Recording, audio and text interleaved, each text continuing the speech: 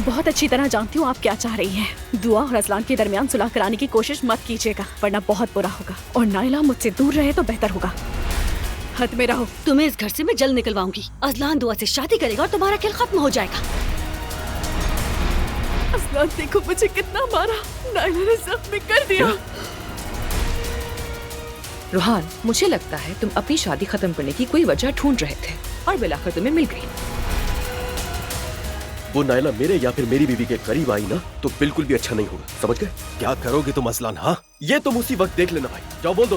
Azlan, खुदा के वास्ते। मेरे अंदर दिलो दिमाग में जंग चल रही है। मुझे वो वाकई पसंद है, लेकिन अंदर से आवाज आती है कि दुआ मोहतात रहो, कुछ गड़बड़ ना हो जाए। अगर तुम्हें दुआ का नाम ले लेकर इसी तरह यहाँ वहाँ घूमते रहना है तो फिर उरूज के लिए भी तूफान मत खड़ा करो।